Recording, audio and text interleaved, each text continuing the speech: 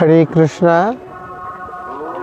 ओम गुरवे गौरचंद्राय राधिकायै स्तोधालये कृष्णाय कृष्ण भक्ताय तद्भक्ताय नमो नमः। नमो शिवाय शांताय कारुण्यहेतवे निवेदयामि चात्मानां तम गतिस्थ परमेश्वर। तो आज के आमरा एसेছি कलिर अप्राकृत तीर्थभूमि भगवान शिवेर এই কলিকালে নিত্য বসতিস্থল, বাংলাদেশের গৌরব, এই বঙ্গভূমির মুকুট স্বরূপ এই চন্দ্রশেখর পর্বতের উপরে ভগবান চন্দ্রনাথকে দর্শন করার জন্য। তো আজকে সকালে আমরা সীতাকুণ্ডে বিশ্বনাথ মন্দিরে রুদ্রাভিষেকে যুক্ত হয়েছিলাম এবং স্বয়ম্ভুনাথ এবং ভবানীপীঠ দর্শন করে আমরা এখন এখানে এসেছি। তো যে জিনিসটি অত্যন্ত হৃদয় করেছে এই ভূমি, এই বঙ্গভূমিতে গৌড়ীয় বৈষ্ণব আচার্যদের পদচারণারও অন্যতম একটি কারণ হচ্ছে এই সীতাকুণ্ড। শ্রীল সচ্চিদানন্দ ভক্তিবিনোদ ঠাকুর এবং তৎপূর্ববর্তী আমাদের শ্রীল পুণ্ডরিক প্রেমনিধির পিতা বাণেশ্বর পণ্ডিত, মাধব মিশ্র আদি চৈতন্য পরিকরগণ তারাও এসেছিলেন এই চন্দ্রনাথ দর্শনের জন্য, যার ফলশ্রুতিতে আজকে এই বঙ্গভূমিতেও বৈষ্ণব সংস্কৃতি বিকশিত হয়েছে। মহাপ্রভুর করুণা ধারায় আমরা পরিপুষ্ট হওয়ার সৌভাগ্য সুখ লাভ করেছি। তো যে এই চন্দ্রশেখর পর্বত উপরই এই সীতাকুণ্ডে পীঠস্থলী এই চন্দ্রনাথ মন্দির, যা আমাদের আধ্যাত্মিকতার কেন্দ্র এবং সমস্ত তন্ত্রশাস্ত্রে পুরাণে যেই স্থানের মহিমা বিকশিত হয়েছে, এই পবিত্র স্থানটি আজকে অত্যন্ত দুর্ভাগ্যজনক হলেও সত্য, এটি একটি বাণিজ্যিক কেন্দ্রস্থলে রূপান্তরের এবং এটা পর্যটন কেন্দ্রে রূপান্তরের মাধ্যমে পুরো জায়গাটি তার আধ্যাত্মিক বাতাবরণ এবং তপশ্চর্যার যে অনুকূল ভূমি এবং সনাতনী সংস্কৃতির যে সাবলীল মহিমা, এগুলোকে বিনষ্ট করার কারণ শিকড় যদি বিনষ্ট হয় সে বৃক্ষটা খুব দ্রুত উপড়ে পড়ে।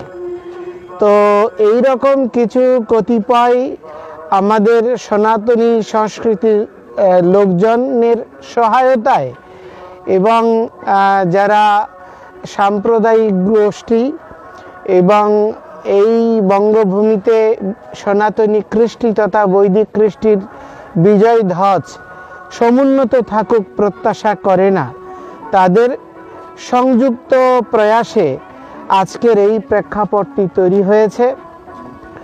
তো এবং বেশ কিছুদিন ধরে এখানে উৎপীড়ন অত্যন্ত চরমে পৌঁছেছে।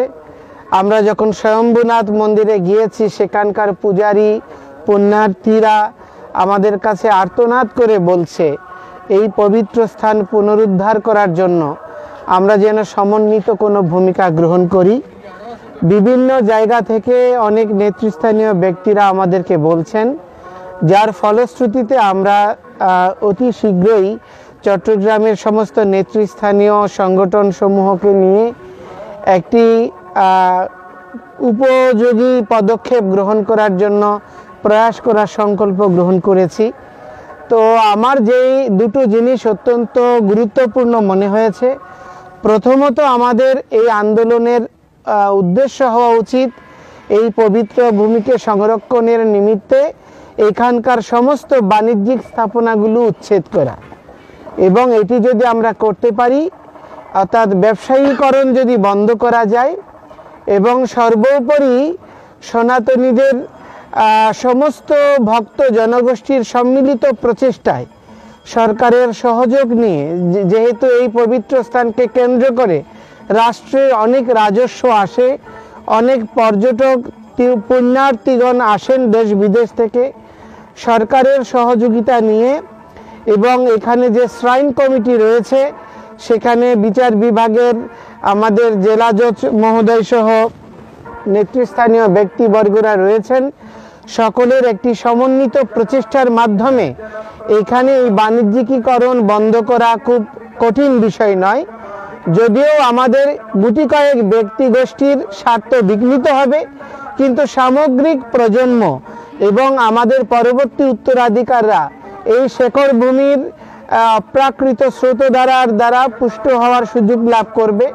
এই জন্য আমি সকলকে অনুরোধ করব এই বাণিজ্যিকীকরণ বন্ধ করা এবং নিরাপত্তার জন্য এখানে কিছু প্রয়োজনীয় পদক্ষেপ এবং একটা ফান্ড বিল্ড আপ করা, এবং সর্বোপরি যে সমস্ত স্থান স্বয়ম্ভূনাথ মন্দিরের, আমাদের ভৈরব মন্দির এবং শঙ্কর মঠের স্থান সমূহে আমাদের যতটুকু উপযুক্ত পরিকাঠামো রয়েছে, আধ্যাত্মিক পরিবেশ রয়েছে, সেই এরকম পরিবেশ স্বয়ম্ভূনাথ সহ মধ্যবর্তী স্থানসমূহে নিশ্চিত করা এবং সীমানার ডিমার্গেশন করা এই পবিত্র ভূমির, এবং এখানে উচ্ছৃঙ্খল অথবা যারা অধ্যাত্মকামী নয়, যারা পুণ্যার্থী নয়, তাদের প্রবাহ বন্ধ করা।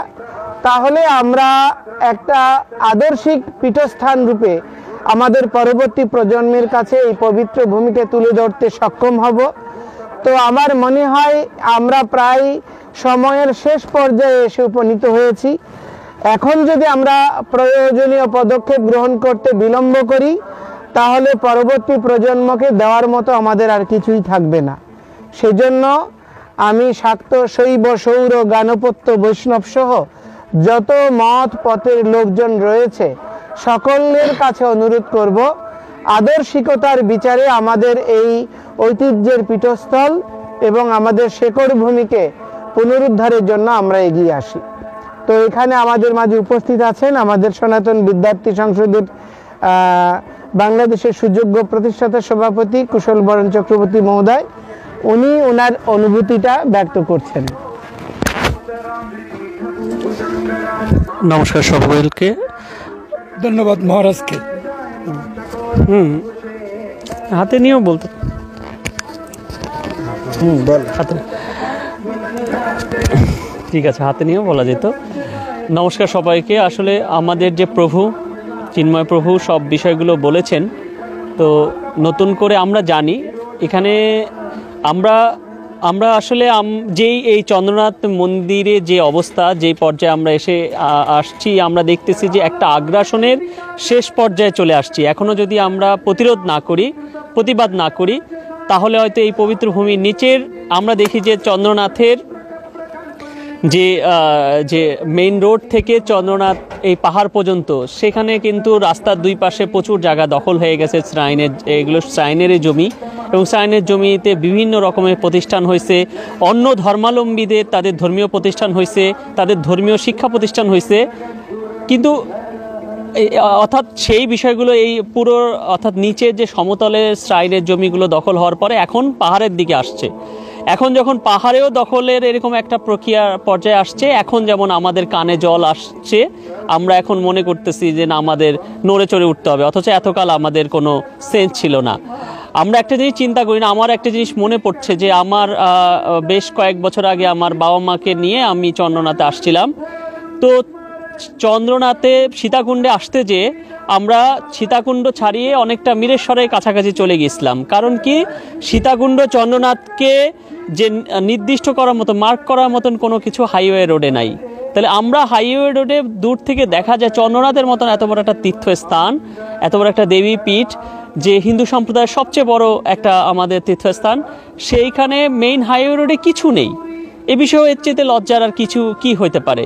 এবং আমরা দেখি যে সেখানে এই চন্দ্রনাথে উঠতে যে সেখানে পথে একটা গেট ছিল, সেই গেটটি কিন্তু আমরা যেটা আমাদের পূর্ববর্তীদের থেকে শুনেছি যে এই গেটের উপর একটা শিবের মূর্তি ছিল, সেই শিবের মূর্তি ভেঙে সেখানে পরে পদ্মের মূর্তি বসানো হয়েছে। কারণ শিবের মূর্তি থাকলে নাকি নিচ দিয়ে যাতায়াত করা যাবে না। যে সম্পত্তিটা দেবত্ব সম্পত্তি, দেবতার সম্পত্তি, হিন্দু সম্প্রদায়ের সম্পত্তি, সেইখানেও মানে শিবের সম্পত্তিতে শিবের মূর্তি থাকতে পারবে না। এর চাইতে মানে ভাবা যায় বিষয়গুলো। এবং যখন যারা আপত্তি করছে, আমাদেরই কিছু লোকজনরা, আমাদের শ্রাইনের লোকেরা, আমাদেরই হিন্দু নেতৃবৃন্দর সাথে সাথে ওই শিবের মূর্তি সরিয়ে শিবে ওখানে একটা পদ্মের মূর্তি বসাইছে। আপনারা দেখেন যে সেই পদ্মের মূর্তি আলা যে সেই গেটটা, এখন বর্তমানে সেই গেটটিও নেই। যেই গেটটি নিচে ছিল, শুনেছি কি ওখানে যে বাংলাদেশ ভারতের যে মুক্তিযুদ্ধের স্মারকী হিসেবে যে স্মৃতিস্তম্ভ হয়েছে, ওইটা হওয়ার পরে নাকি আবার নতুন করে গেটটা হবে, কিন্তু এরপর ওইটা তো অনেক আগে উদ্বোধন হয়ে গেছে, কিন্তু এই গেটটা আমরা আর দেখি নাই। তো এরকম অসংখ্য বিষয় আমি দেখি। এটা যদি আমি যদি এখন থেকে বলা শুরু করি, আমার সেই মানে বৈষ্ণব কবিদের ভাষায় বলতে হয় যে রজনী হোসনে অবসান, মানে রজনী অবসান হয়ে যাবে, তাও আমার কথা শেষ হবে না।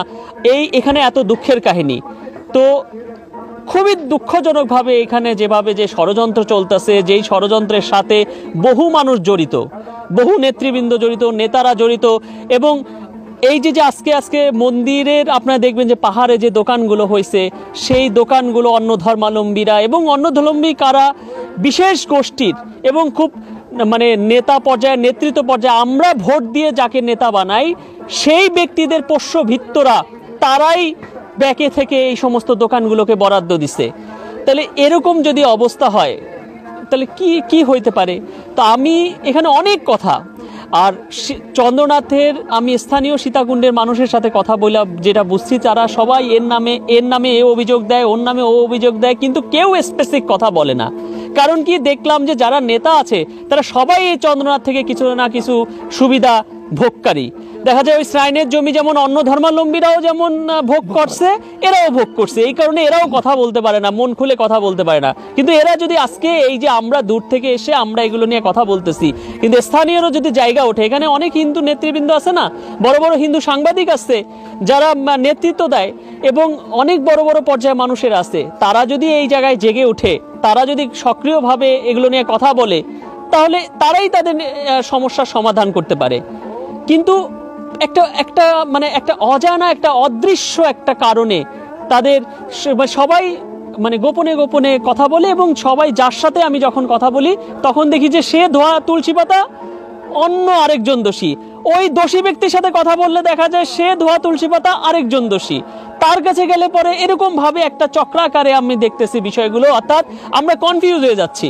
তো এই কারণে আমরা চাই, এটার জন্য চট্টগ্রামে আমরা সর্বাত্মকভাবে একটা আমাদের আন্দোলন দরকার। আমরা জেলা জজ এটা যেহেতু দায়িত্বে আছেন, তিনি সম্মানিত ব্যক্তি, আমরা হিন্দু সম্প্রদায়ের পক্ষ থেকে তার সাথে আমরা দেখা করব, তাকে স্মারকলিপি দিব, এবং এর জন্য যত কিছু করা দরকার, যা কিছু করা দরকার, যেখানে যাওয়া দরকার সেখানে আমরা যাব। এবং এটার জন্য আমি মনে করি যে এইটার একটা কারণ, এভাবে আর চলতে দেওয়া যায় না, কারণ সবকিছুর একটা সীমা থাকা উচিত, সবকিছুর একটা। আর আমি যেমন এই প্রভু আছে, এটাও বলবো যে আমাদের হিন্দু সম্প্রদায়ের আমরা যদি চাই এই চন্দ্রনাথে আমরা একটা শিবের, যেমন আমারই অনেক দিনের খুব ইচ্ছা, যেমন আমাদের ডোনারদের সাথে আমরা কথা বলছি, আমরা চাইলে শিবের একটা বিশাল একটা ভাস্কর্য এখানে নির্মাণ করতে পারি। আমরা যদি বিশাল করে শিবের একটা, যে এই পাহাড়টা যেন পাহাড়টার আইডেন্টিটি হয় শিবের সেই ভাস্কর্য। তো এগুলো যদি আমরা আমাদের কাজগুলো করি, আমরা কিন্তু চাইলে করতে পারি, আমরা উদ্যোগ নিলেই করা সম্ভব। তো চন্দ্রনাথের জন্য তো, এবং অর্থাৎ স্থানীয়দের যেমন জাগতে হবে, আমরা সক্রিয় থাকতে হবে, প্লাস সাধু সন্তদের।